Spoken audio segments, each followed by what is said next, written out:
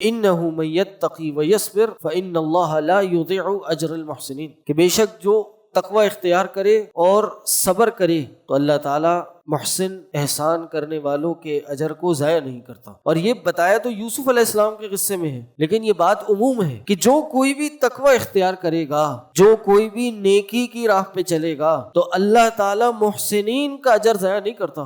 اللہ تعالیٰ نے فرمایا کہ اللہ تعالیٰ احسان کرنے والوں سے محبت کرتا ہے۔ اللہ کے نبی صلی اللہ علیہ وسلم کی حدیث ہے کہ ایک دفعہ جبریل امین نبی علیہ السلام کے پاس آئے، مشہور حدیث ہے، حدیث جبریل، اور آ کے کیا پوچھا؟ 3 سوالات پوچھے۔ اور کیا سوال تھا پہلا؟ کہ نبی اخبرنی عن الایمان و اخبرنی عن الاسلام۔ نبی علیہ السلام نے دونوں سوالوں کے جواب دیے، اور پھر آخر میں اس نے کیا سوال کیا کہ اخبرنی عن الاحسان، مجھے احسان کے بارے میں بتائیے کہ احسان کیا ہے۔ تو نبی علیہ السلام نے کیا جواب دیا کہ تم اللہ کی عبادت ایسے کی جائے کأنک تراہ، گویا کہ تم اس کو دیکھ رہے ہو۔ آپ دیکھیں پوری سورہ یوسف میں یوسف علیہ السلام کی کہانی میں کتنے اتار چڑھاؤ آئے، اور ہر کہہ لیجئے کہ ایک آزمائش کے بعد جو اللہ نے آسانی دی، اس میں اسی بات کا مظہر ہے، اسی بات کا سبق ہے کہ اللہ نے اس مشکل میں یوسف علیہ السلام کو آزمایا، انہوں نے تقوی اختیار کیا، انہوں نے صبر کیا، اور اللہ تعالیٰ نے اس کا اجر دے دیا۔ شہر رمضان الذي انزل فيه القرآن هدى للناس وبينات من الهدى والفرقان فمن شهد منكم الشهر فليصمه ومن كان مريضا أو على سفر السلام علیکم ورحمۃ اللہ وبرکاتہ۔ الحمد للہ رب العالمین، الصلاة والسلام علی نبینا محمد وعلى آلہ وصحبہ اجمعین ومن تبعهم بإحسان إلى يوم الدین۔ رب اشرح لی صدری ویسر لی امری واحلل عقدۃ من لسانی یفقہوا قولی۔ فأعوذ باللہ السمیع العلیم من الشیطان الرجیم من حمدہ ونفخہ ونفثہ، بسم اللہ الرحمن الرحیم۔ قال اللہ تبارک وتعالی فی القرآن المجید والفرقان الحمید، لقد كان في يوسف وإخوته آیات للسائلین۔ بلا شبہ یقیناً یوسف اور اس کے بھائیوں میں سوال کرنے والوں کے لیے بہت سی نشانیاں تھیں۔ یعنی یوسف علیہ السلام کے قصے میں اور ان کے ساتھ جو ان کے بھائیوں کا واقعہ ہوا، اس پورے قصے میں بہت سی نشانیاں ہیں سوال کرنے والوں کے لیے۔ سورہ یوسف اور یوسف علیہ السلام کا قصہ ہم میں سے تقریباً ہر ایک نے پڑھا ہوا ہے، سنا ہوا ہے، سمجھا ہوا ہے۔ آج آپ نے اس سے ایک رکعت پہلے یوسف علیہ السلام کے اس قصے کی جو آیات قرآن میں آئی ہیں اس کی تلاوت سنی، تو پورا واقعہ تو ظاہر ہے بتانا ممکن نہیں ہوتا، لیکن اس صورت میں کیا 3 اہم اسباق نکلتے ہیں، بس وہ آپ کے سامنے رکھوں گا۔ مختصر جو قصہ ہے وہ یہ کہ یوسف علیہ السلام کو ان کے بھائیوں نے حسد میں آ کے کنویں میں ڈال دیا، وہاں سے ایک قافلہ گزرا، وہ ان کو مصر لے گیا، مصر میں بیچا، اور وہاں مصر کا جو گورنر تھا عزیز مصر، اس نے ان کو خرید لیا۔ یوسف علیہ السلام کی اس کے گھر میں پرورش ہوئی، وہ بڑے ہوئے، اللہ نے بڑا حسن و جمال عطا کیا، لیکن اتنی بڑی نعمت کے ساتھ اللہ نے آزمائشوں میں بھی بڑا یوسف علیہ السلام کو آزمایا۔ اور پھر وہ مشہور واقعہ کہ عزیز مصر کی بیوی نے ان کے ساتھ برائی کا ارادہ کیا، اور انہوں نے اللہ کا واسطہ دے کے اللہ کی پناہ چاہی اور وہاں سے نکل گئے۔ لیکن پھر کیا ہوا؟ پھر آزمائش نے ان کا پیچھا نہیں چھوڑا، وہ کئی سال اس کے جیل کے اندر چلے گئے۔ وہاں بھی قرآن نے اس کو بیان کیا ہے کہ وہاں کیسے انہوں نے خوابوں کی تعبیر کا کام کیا۔ وہاں سے نکلنے کے لیے اپنے ساتھی کو کہا کہ جائیں، جو آپ کا رب ہے، یعنی جو عزیز مصر ہے یا جو ہیڈ ہے، اس کو جا کے میری یاد دہانی کروائیے گا۔ اور اتفاق سے وہ بھی بھول گیا، لیکن پھر آخر کار یوسف علیہ السلام اس جگہ سے نکل آئے، اور پھر اللہ نے فاسٹ فارورڈ ان کو جو اس علاقے کے خزانے اور اس علاقے کا مال ڈسٹریبیوٹ کرنا تھا اس کا والی بنا دیا. اور پھر یوسف علیہ السلام کا جو کئی سالوں پہلے دیکھا خواب تھا اس کی تعبیر ہوئی اور سارے بھائی اور والدین دونوں آئے, انہوں نے ان کو سجدہ کیا اور یہاں پہ یہ یوسف علیہ السلام کا قصہ تمام ہوا.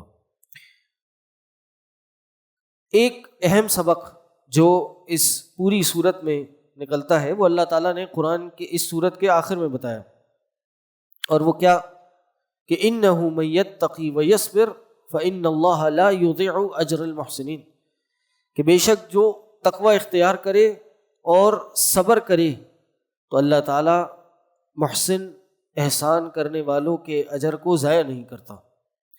اور یہ بتایا تو یوسف علیہ السلام کے قصے میں ہے, لیکن یہ بات عموم ہے کہ جو کوئی بھی تقوی اختیار کرے گا, جو کوئی بھی نیکی کی راہ پہ چلے گا تو اللہ تعالیٰ محسنین کا اجر ضائع نہیں کرتا. یہ محسن کون ہوتا ہے؟ احسان کرنے والے. احسان کیا ہوتا ہے؟ احسان کیا ہے؟ لغوی اعتبار سے احسان کہتے ہیں حسن, اچھا کام کرنے والا, اور اصطلاحی اعتبار سے اس کو سمجھ لیں کہ یا تو اچھا کام کرنا یا پھر جو اچھا کام کر رہے ہوں اس کو اور اچھا کرنا, اس کو احسان کہتے ہیں. بات چلیں تفصیل میں احسان کی بات آ گئی تو یہی بتا دیں کہ شریعت انسان سے احسان کا مطالبہ کرتی ہے کہ میں اور آپ احسان والا معاملہ کریں. یہ وہ احسان نہیں, یہ کہہ لیجیے صرف وہ احسان نہیں جو ہماری اردو کی زبان میں مشہور ہے. احسان مطلب کیا کہ کسی شخص کے ساتھ نیکی کرنا اپنے یا اس کے حق سے بڑھ کر. اس کا آپ پہ کوئی حق ذمہ نہیں ہے لیکن پھر بھی آپ اس کے ساتھ نیکی کریں تو یہ احسان ہوتا ہے کہ یار فلاں شخص نے میرے ساتھ احسان کیا, نیکی کی, اور جو ریکوائرڈ نہیں تھا اس سے بڑھ کے کیا. لیکن شرعی اعتبار سے, شرعی معنی میں احسان اس سے کہیں زیادہ معنی رکھتا ہے. اور احسان کیا ہے؟ نیک کام کرنا یا جو کام کر رہے ہوں اس میں اچھائی اختیار کرنا, بہتری اختیار کرنا. اس لیے اللہ کے نبی صلی اللہ علیہ وسلم نے فرمایا کہ بے شک اللہ تعالیٰ نے ہر شے میں احسان لکھا ہے, ہر چیز پہ احسان لکھا. کیا مطلب؟ یعنی جو کام انسان کرے اس کو احسان کے ساتھ کرے, اپنا بیسٹ دے اس میں. اور حدیث کے الفاظ ہیں کہ جب تم ذبح کرو تو احسان کے ساتھ کرو, یعنی جب ذبح کرو تو بہترین طریقے سے کرو, اس میں کوئی نقص نہیں رہنا چاہیے. کیا مطلب؟ کہ جانور لاؤ تو چھری کو صحیح سے تیز کر لو اور جس پوزیشن میں اس کو ذبح کرنا چاہیے اسی پوزیشن پہ اس کو کرو, اس کے ٹانگیں پکڑ لو تاکہ وہ زیادہ پاؤں نہ ہلائے, اس سے اس کو مزید تکلیف نہ ہو. یہ ساری چیزیں احسان ہے ذبح میں. اسی طرح اللہ کے نبی صلی اللہ علیہ وسلم نے فرمایا اسی حدیث میں کہ جب تم قتل کرو تو قتل بھی احسان کے ساتھ کرو. کیا مطلب؟ یعنی قتل کرنے کا حکم آ گیا. یہ قتل بھی کرنا چاہیے اور کرنا چاہیے تو بہت اچھے سے کرنا چاہیے. ہاں کون سا قتل؟ عام قتل نہیں, کسی شخص سے دشمنی ہوئی تو قتل کر دیا اور نبی علیہ السلام کی احادیث کے مطابق کہ اچھے سے قتل کرو, نہیں. جس پہ اسلامی حدود نافذ ہو گئی ہوں اس کو جب وہ حد نافذ کرنے والا قتل کرے, یعنی اس پہ رجم کی سزا ہو جائے یا پھر اس نے ناحق قتل کیا ہو تو اس کے بدلے میں اس کے ساتھ قصاص ہو, اس کو قتل کیا جائے, تو پھر شریعت نے بتایا کہ اس کو بھی قتل کرو تو اچھے سے کرو. اور جا بجا اللہ کے نبی صلی اللہ علیہ وسلم نے اور اللہ تعالیٰ نے احسان کرنے والوں کی تعریف کی ہے. اللہ تعالیٰ نے فرمایا کہ اللہ تعالیٰ احسان کرنے والوں سے محبت کرتا ہے. ایک اور معنی احسان کا جو ہے, جو عبادات میں احسان ہے, میں نے کہا نا ایک کام اچھے کرنا وہ احسان ہے, اور اس کام کو اچھے سے کرنا, اس کے حسن میں کرنا, یہ کیا ہے؟ یہ بھی احسان ہے. اللہ کے نبی صلی اللہ علیہ وسلم کی حدیث ہے کہ ایک دفعہ جبریل امین نبی علیہ السلام کے پاس آئے, مشہور حدیث ہے, حدیث جبریل, اور آ کے کیا پوچھا؟ 3 سوالات پوچھے. اور کیا سوال تھا؟ پہلا کہ نبی اخبرنی عن الایمان و اخبرنی عن الاسلام. نبی علیہ السلام نے دونوں سوالوں کے جواب دیے, اور پھر آخر میں اس نے کیا سوال کیا کہ اخبرنی عن الاحسان, مجھے احسان کے بارے میں بتائیے کہ احسان کیا ہے. تو نبی علیہ السلام نے کیا جواب دیا؟ نمبر 1, ان تعبد اللہ کأنک تراہ، کہ تم اللہ کی عبادت ایسے کرو. یعنی عبادت میں احسان کیا ہے کہ اللہ کی عبادت ایسے کی جائے کأنک تراہ، گویا کہ تم اس کو دیکھ رہے ہو. ایسے عبادت ہونی چاہیے کہ تم ہو تو نماز میں جو بھی عمل کر رہے ہو تم کر تو اس دنیا پہ، اس زمین پہ، اس دھرتی پہ کھڑے ہو کے کر رہے ہو، لیکن عمل کی کیفیت ایسی ہو، دل میں سوچ ایسی آئے کہ میں عمل اس زمین پہ نہیں کر رہا بلکہ سامنے میرے اللہ ہے، میں اللہ کو دیکھ رہا ہوں. اور فرمایا کہ یہ ظاہر ہے یہ کیفیت ہر کسی کی ہو نہیں سکتی. تو تھوڑی سی تخفیف کی، آسانی کی ہم آپ جیسوں کے لیے، کیا کہ اگر یہ کیفیت نہیں آ رہی فَإِن لَمْ تَكُنْ تَرَاهُ، اگر یہ نہیں ہو پا رہا کہ نماز میں تم اللہ کو دیکھ رہے ہو، یہ فیلنگ نہیں آ پا رہی، تو پھر کم از کم یہ سوچ لو فَإِن لَمْ تَكُنْ تَرَاهُ فَإِنَّهُ يَرَاكَ، کہ کم از کم وہ تو تمہیں دیکھ رہا ہے. یہ تو فیلنگ آئی سکتی ہے کہ میں نماز پڑھ رہا ہوں اور اللہ تعالیٰ مجھے دیکھ رہا ہے، میرے ظاہر کو بھی دیکھ رہا ہے، میرے باطن کو بھی دیکھ رہا ہے، میں عبادت کر رہا ہوں، میں اس دنیا میں اللہ کے کہے پہ عمل کر رہا ہوں، اس طرح کر رہا ہوں کہ اللہ مجھے دیکھ رہا ہے. تو یہ احسان ہے. اور اس احسان کرنے والوں کی تعریف اللہ نے کیا کی؟ ان اللہ لا یضیع اجر المحسنین، اللہ تعالیٰ محسن احسان کرنے والوں کے اجر کو ضائع نہیں کرتا. یعنی جو بھی یہ کام کرتے ہیں ان کا اجر پورے کا پورا ملتا ہے آخرت میں، بالکل نہ صرف آخرت میں بلکہ دنیا میں بھی ملتا ہے. اور یہ پوری سورہ یوسف اس کا مظہر ہے. یوسف علیہ السلام کو ان محسنین کی لسٹ میں شامل کیا اور کہا کہ جو کوئی تقوی اختیار کرے اور دوسرا صبر کرے، جو بندہ یہ دو کام کرے گا وہ محسنین کی لسٹ میں شامل ہے. اللہ تعالیٰ اس کے اجر کو اس کو ضائع نہیں کرے گا، اس کا رزلٹ ضرور ملتا ہے. اور آپ دیکھیں پوری سورہ یوسف میں یوسف علیہ السلام کی کہانی میں کتنے اتار چڑھاؤ آئے، اور ہر کہہ لیجئے کہ ایک آزمائش کے بعد جو اللہ نے آسانی دی اس میں اسی بات کا مظہر ہے، اسی بات کا سبق ہے کہ اللہ نے اس مشکل میں یوسف علیہ السلام کو آزمایا، انہوں نے تقوی اختیار کیا، انہوں نے صبر کیا اور اللہ تعالیٰ نے اس کا اجر دے دیا اور اس کی جزا بہترین سے بہترین دی.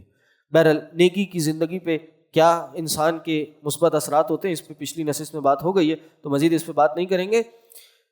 مفسر قاشانی انہوں نے کہا ہے کہ اس یوسف علیہ السلام کے واقعے سے ہمیں 3 باتیں پتہ چلتی ہیں. کتنی؟ 3 باتیں تو بہت پتہ چلتی ہیں. انہوں نے کہا یہ 3 باتیں ہمیں زیادہ سمجھ آتی ہیں. نمبر 1 کہ نبوت اور رسالت کا جو تعلق ہے، نبوت اور رسالت کسی کو دی جائے یہ محض اللہ کی مشیت سے ہوتا ہے، انسان کا اپنا اختیار نہیں ہے. آج ہیں بہت سے ایسے لوگ اور پہلے زمانوں سے آتے رہے ہیں، وہ کہتے ہیں کہ ایک انسان اتنے مہینوں کا، سالوں کا چلہ کاٹے تو کیا ہوگا، اس کو اللہ نبوت کے درجے پہ فائز کر دے گا. تو یہ نبوت کوئی کسبی چیز نہیں ہے، انسان کما نہیں سکتا، بلکہ یہ عطائی چیز ہے، یہ عطا ہوتی ہے. یوسف علیہ السلام کو عطا ہوئی، ان کے بھائیوں کو نہیں ہوئی. نمبر 1. نمبر 2 اگر اللہ تعالیٰ کسی کو کوئی نعمت دینی چاہے، کچھ عطا کرنا چاہے تو دنیا کی کوئی طاقت اس نعمت کو اس شخص تک پہنچنے سے نہیں روک سکتی. پوری دنیا اکٹھی ہو جائے کہ وہ اس نعمت کو اس سے چھین لے، ایسا 1% بھی نہیں ہو سکتا کہ وہ نعمت اس سے چھین لی جائے. اور یہ ہم ہر نماز کے آخر میں دعا پڑھتے ہیں. کیا دعا مانگتے ہیں؟ اللہم لا مانع لما اعطیت، اے اللہ کوئی چیز روکنے والی نہیں ہے اس چیز کو جو تو عطا کر دے. یہ ہر نماز میں اور آپ پڑھتے ہیں، یہ تعلیم ہے ہمیں. یہ اسی لیے کہ ہم اپنا عقیدہ مضبوط کریں. توحید کا عقیدہ ہے، یہ اللہ پہ یقین اور توکل کا عقیدہ ہے کہ اللہم لا مانع لما اعطیت، اے اللہ جو چیز تو عطا کرنے والا ہو اس چیز کو کوئی روک نہیں سکتا. اور ولا معطی لما منعت، اور اے اللہ اگر تو نے کسی چیز کو روک لیا تو دنیا کی کوئی ذات اس کو عطا نہیں کر سکتی.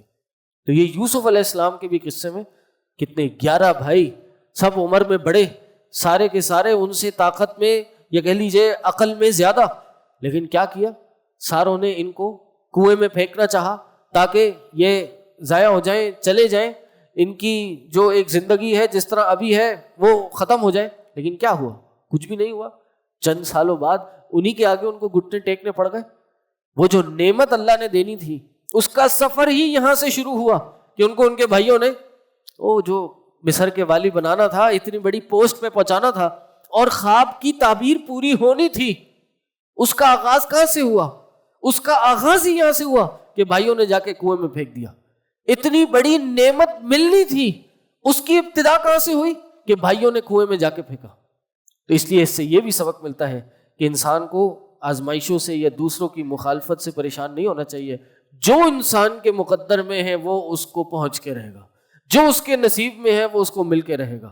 بلکہ یہ تیاری ہوتی ہے انسان کو بلندی پہ چڑھانے کے لیے. وہ شاعر نے بھی کہا تھا نا, یہ تندی عبادی مخالف سے نہ گھبرائے عقاب, یہ تو چلتی ہیں تجھے اونچا اڑانے کے لیے.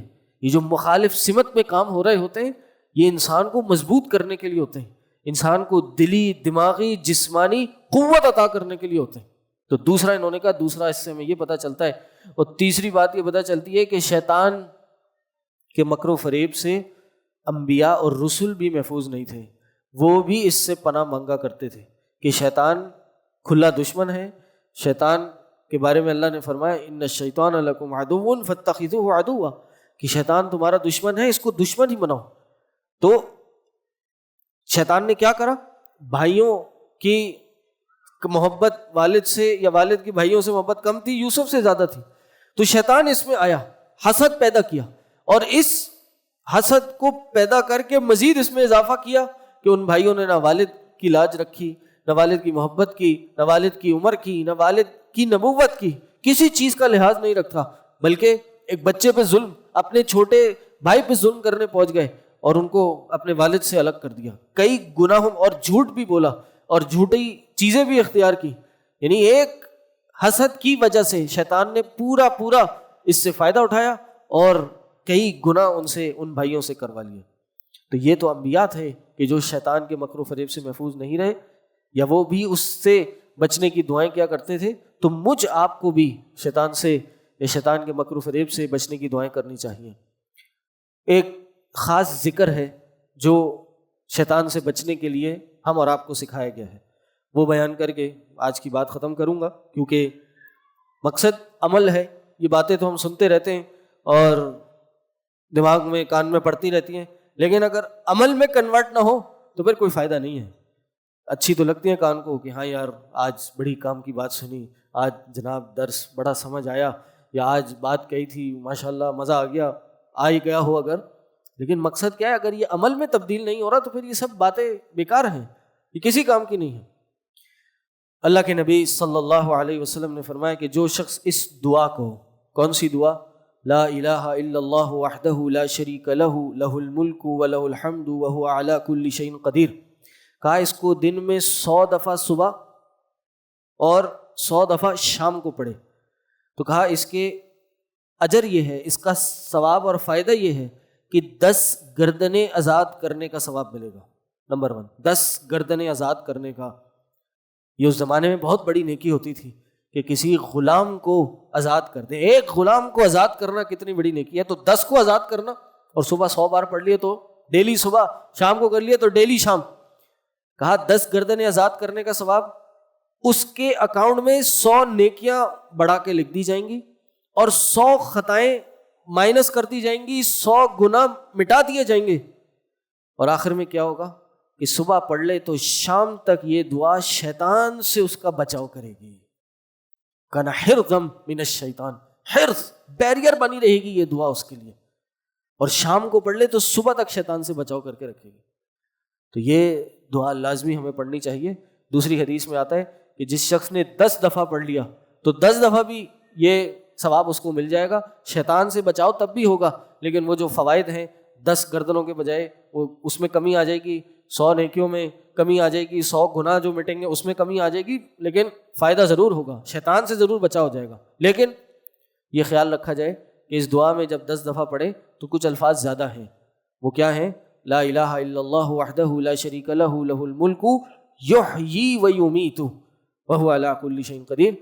یہ یحیی و یمیت کے الفاظ زیادہ ہیں. جب 10 بار پڑھیں تو یہ الفاظ زیادہ کر کے پڑھنے. اللہ سے دعا ہے اللہ تعالیٰ جو کہا جو سنا اس پہ ہم سب کو عمل کرنے کی توفیق عطا کرے. اللہ تعالیٰ ہم سب کو شیطان کے شیاطین کے شر سے محفوظ رکھے۔ اللہ تعالیٰ انسانوں میں بھی جو شیاطین موجود ہیں ان کے بھی شر سے اور حسد سے ہم سب کو محفوظ رکھے۔ اللہ تعالیٰ بری نظر بری تدبیروں سے ہم سب کی حفاظت کرے۔ وآخر دعوانا الحمدللہ رب العالمین۔ سبحانک اللہم و بحمدک اشہد ان لا الہ الا انت استغفرک و اتوب الیک۔ السلام علیکم و رحمۃ اللہ وبرکاتہ۔